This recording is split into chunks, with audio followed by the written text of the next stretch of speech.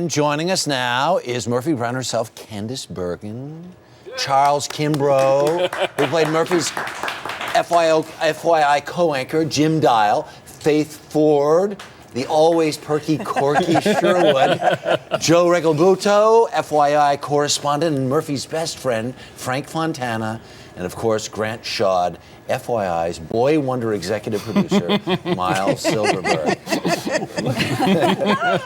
I don't think we have to do a segment. No, I think it's done. Thank you for having us. Thank you very much. I think we said it all. One of the things that I went back and looked up, because we used to do a lot of segments together back in the day, because I was doing this show when you guys were the giant hit sitcom on CBS. But when I went back to do some research, and it almost in every case they wanted somebody else. CBS wanted somebody else to do, for your character. Mm-hmm. Do you remember who they wanted for yours? Heather Locklear. Heather Locklear.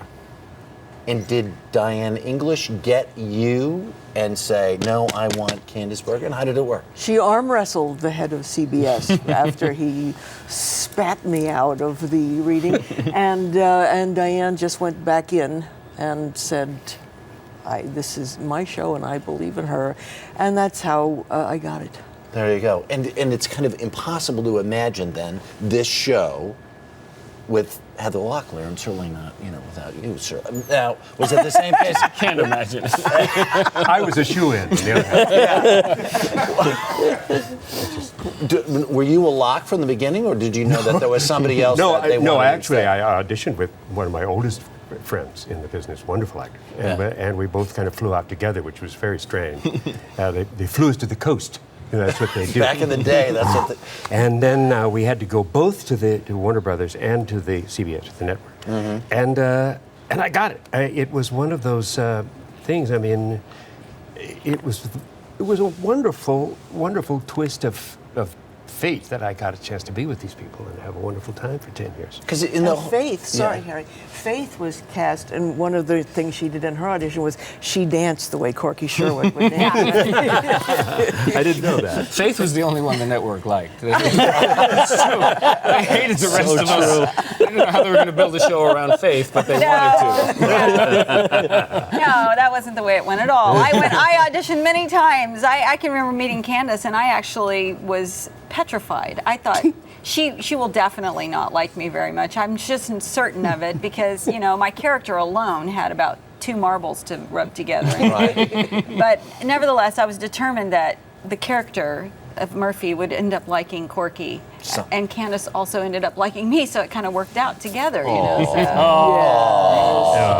wore her down. Who doesn't like Faith? Now, were you a first choice, or were you? Oh, no, probably 50, 60. What's so funny? I think every guy in LA went and read for Frank, and they all later guest starred on the show. But you're the one who actually so I got the part. But it was fun. They were all saying "Screw you, Joe." Every time they came on. Good morning, Joe. And for Miles, were there other Miles Silverbergs, or were you? Well, as soon as they saw, when they saw. We saw that Grant Shawd. He's the guy. No, tell that story, Grant. I was the last one cast, and I had a experience very similar to Candice's. Or they told me to leave the room after I read, and then Diane had to go back in and bully them. And how interesting, though, because in all that built-up wisdom of a network, it's almost like we don't want any of you.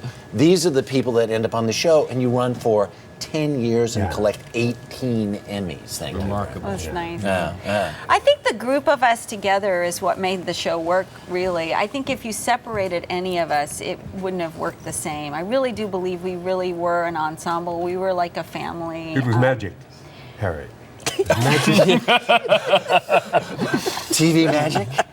Yeah, TV magic, which is the best kind, as we know. No, what was magical is that we ever got the shows done because we had so much fun, and we had so much dialogue. Especially Candice had so much dialogue to learn on a week-to-week basis that was all really good, right? Yeah, wonderful writing. Yeah. Oh, really? Fantastic and level so of writing. of the moment. I mean, it really was of the moment. But they don't write that much dialogue in shows anymore at one go. Like, I remember I used to get a whole page that was not supposed to be You're not supposed to have a breath in between. You don't do that anymore. And You have a Ken- line here. We always try to get the energy of like a front page, the newsroom, Sure. a lot of, and Yeah. you know, and I'm not working with her anymore, so it's not really brown nosing. But I have to say, Candice was such a surprise. Besides being Candice Bergen, she worked hard. She loved to was our laugh, leader.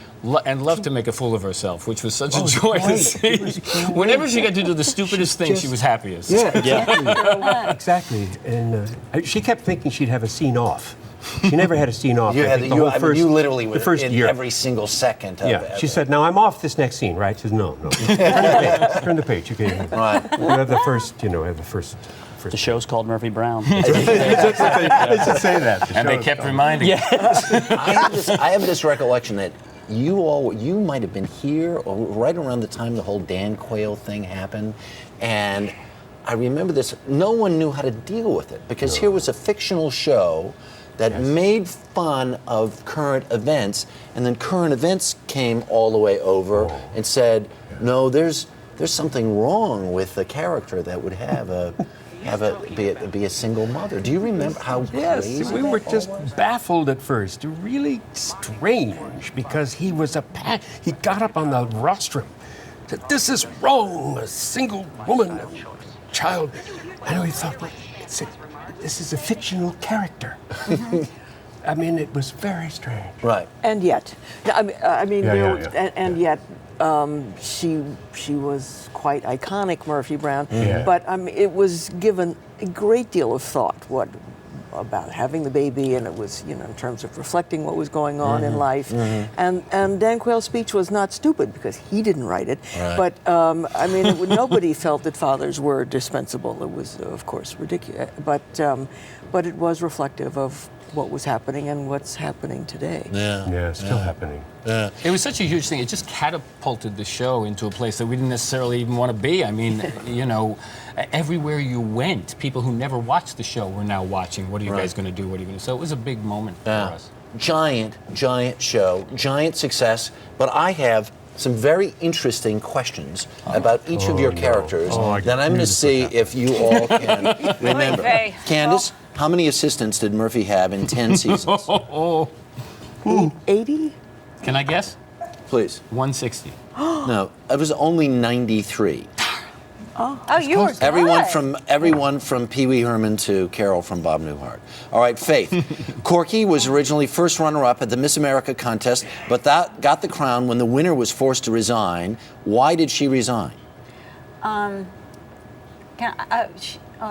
know that I won by default. I think she was doing things that were We're not nice. no. Good. Well, she, quote, in Corky's voice, she told everyone she loved animals. No one Yes, took her an literally. animal. I didn't want to say it. All right, Charles. Jim Dial was married to his wife Doris for over 30 years. They also have a dog. What was the dog's name? All right, never mind. I know that look. Trickster, Joe. When Murphy's son Avery turns 1 year old, Frank gave him a memorable birthday present. What famous singer did he get to sing at the party? Barry Manilow. Very good. All right, ding, ding, The ding, only ding, ding. winner. And The only one who still has where a did memory. Miles Silverberg go to college? Harvard. Harvard. Very good. And who could forget this most important episode ever, be it ever so humbled? The presence. He's 12. He's 12, and look at those glasses. Oh my God. There you go.